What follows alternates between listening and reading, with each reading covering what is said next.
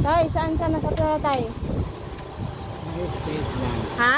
State land. Ah, sa state land. Ilang taon na kayo? 80. 80. Sino kasama mo sa bahay? Wala ka ng anak? Sabi ko muna. Yung kasama ko sa bahay, yung sila, magkita ng tulong ng tao sa kanyang pamamasura. Doon ko kinukuha ang kasuko ng bata. Yung gatas niyang laptop, 250. Isang araw.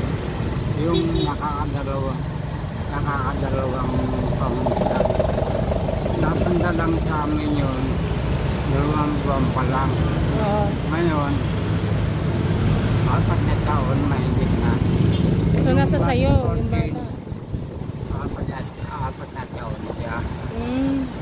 Kaya malakas yan na Apo mo yun?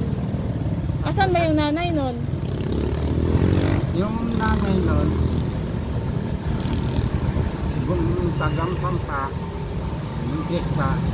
Pagpanganak sa kanya, namatay? Ngayon, mahanap daw dito sa Cavite. Oo. Ano po ba isa mo, Tay? Ha? Mauwi dito sa Cavite. Pagkatapos, yung cellphone naman, sinabi kong bahay na kanilang uupahan, sinausap ko. Ngayon nakakuha, naglaw na. Kaya kumain ng umaga, tanghali, dati ng hapon. Yung pagpunta nila, wala na. Ngayon, hindi na bumalik sa amin. Kaya yung batang nyo, na binyagan ko na sa pinigyan namin. Wala ka ng asawa? May asawa ko, pero may sakit. May sakit din? Sakit, dalawa. Saan kayo nakatira? Saan kayo nakatira dito? Rome Street. Ha? Rome Street, Block 6, Lot 12. Saan yung banda dito? Rome. Sa state land. Sa state land. Kawawa ka naman, nag-ano ka. Yan yung ano mo? So namamasura ka lang. Tapos ang hingi ng tulong. Sige tayo, bibigyan kita. Mal, ano na ano? Mal. Sa bahay niya. Sa state land nga, ang bahay niya. Probinsya namin. Anong probinsya mo? Ang asawa ko po. Pareho kami taga Bulacan. Taga Bulacan. Ako nasa Pulungubat ng bigay sa Bulacan. Ibigay mo sa akin yung address mo. Pwede ka namin puntahan sa inyo. Mabigyan ka namin ng ng konting tulong na bigas. So sa ngayon, bibigyan mo na kita ng pagkain mo, ha? Rome Street. Rome. Rome na. Rome Street. Block 6, Lot 12. Okay, sige. Na-record ko naman to. Pupuntahan ka namin doon. Anong pangalan mo? Tatay Pat. Tatay Pat? Tatay Pat Alileo. Okay, sige tayo. Picture mo yung kanyang sasakyan. Nano naman Picture mo. Pumuntahan natin yung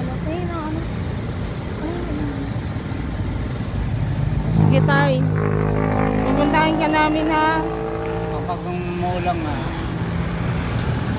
Bibigyan ka namin ng ng bigas, ng grocery. Pupuntahan namin kayo sa bahay niyo, ha? Bigyan mo na siya ngayon ng pera. Bibigyan naman na kita ngayon ng pambili na konting, oo. Bibisitahin ka namin sa bahay mo. Bisitahin ka namin. Sino ba yung bahay tinitirahan mo? Hinigay ko na. Kaninong bahay yon sa inyo? Yun, nung hindi pa nakakaroon ng karamdaman ni asawa ko, nagtrabaho sa PNP. Oo. Kapag ikaw nagpasakit na,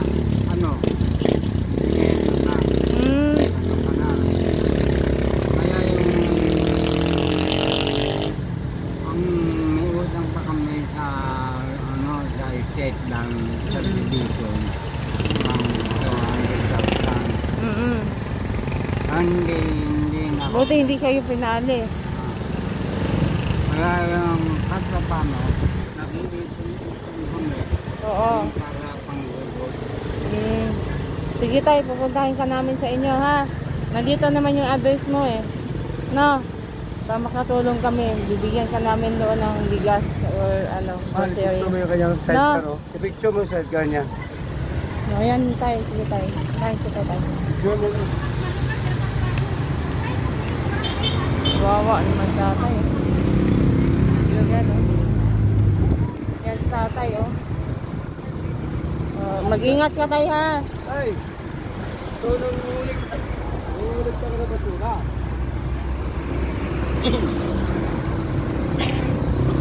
Umulikta nga siya ng ano. Kailangan namin tumulong sa'yo. Paano ka naman tumulong? Hindi kami kailangan tumulong. Nandito na yung address, nandito na. Para kahit pa paano, maabutan ka namin. Kailangan mo ng ikaw. Pupuntahin ka namin tay.